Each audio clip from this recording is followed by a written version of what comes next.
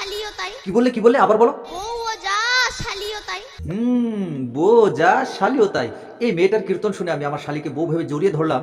তারপর আমার বউ কি করলো, কেলি আমাকে বৃন্দাবনের টিকিট ধরিয়ে দিল।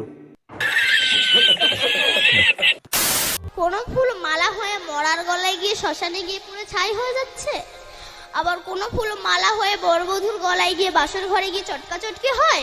ওরে বোন রে, ঠাকুমারে থাম একটু থাম। তুমি এই বয়সে বাসর ঘরের চটকা চটকির কথাও জেনে গিয়েছো। অনেকে আমার কমেন্টে লিখেছে যে তুমি এখন স্কুলে যাও। একদম ভুল করেছে। তোমাকে স্কুলে যেতে বলবে কেন? কারণ তুমি স্কুলে না গিয়েই এত কিছু জেনে গিয়েছো।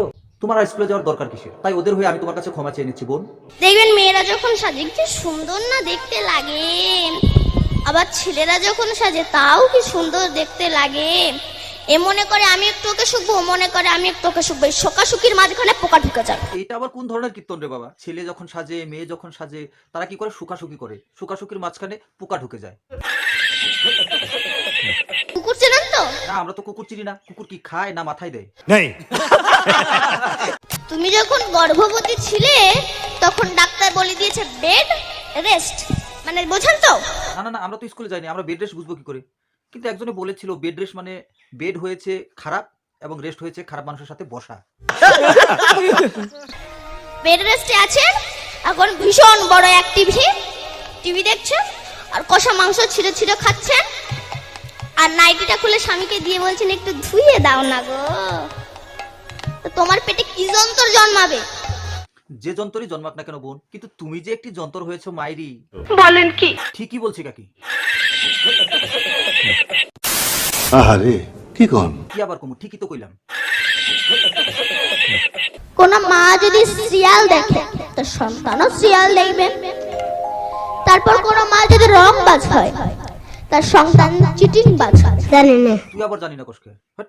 গর্ভে সন্তান থাকা অবস্থায় কোন মা যদি ছাগলের মাংস ভক্ষণ করে থাকে তবে তার সন্তানটা দেখতে মানুষের মতো হলেও তার আচার ব্যবহার সবাই ছাগলের মতোই।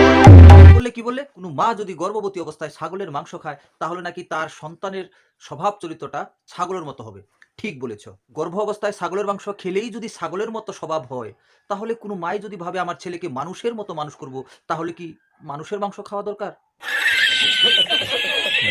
এ জগতে ভালোবাসা ততদিনই থাকে যতদিন দেহে রস যৌবন আর টাকা থাকবে। ওরে বাবা রে, বলেন কি? ঠিকই বলছি কাকি। যতদিন দেহে রস যৌবন আর টাকা থাকবে। যতদিন দেহে রস যৌবন আর টাকা থাকবে। টাকা তো বুঝলাম, যৌবনটাও বুঝলাম, কিন্তু রস কাকে বলে? ये सब क्या देखना पड़ रहा है? अच्छा है मैं अंधा हूँ। আর গর্ভে সন্তান থাকা অবস্থায় ছোট মুখে বড় কথা বলছি, অপরাধ নেবেন না। আমার মতো মূর্খ জগতে আর নাই। এইবার তুমি সঠিক কথা বললে বোন, কারণ তুমি কীর্তন আসরে আমাদেরকে যা যা শিখালে, তাই আমি অনুরোধ জানাবো বোন, তোমার এখন স্কুলে যাওয়ার সময়, তুমি স্কুলে যাও, পড়াশোনা করো, ডক্টর ইঞ্জিনিয়ার হও, দেশের সেবা করো, তারপরেও তুমি কীর্তন করার সময় পাবে। তো যাই হোক, ভিডিওটিকে কেউ সিরিয়াসলি নেবেন না। ভিডিওটি বানিয়েছি শুধু বিনোদন দেওয়ার জন্য। আর এই বয়সে যে কীর্তন আসরে উঠে কীর্তন করতে পেরেছে, এটাই অনেক বড় কথা। তো বোন, তোমার কাছে আমার অনুরোধ, তুমি কীর্তনের সাথে সাথে তোমার পড়াশোনাও চালিয়ে যাবে। Good bye.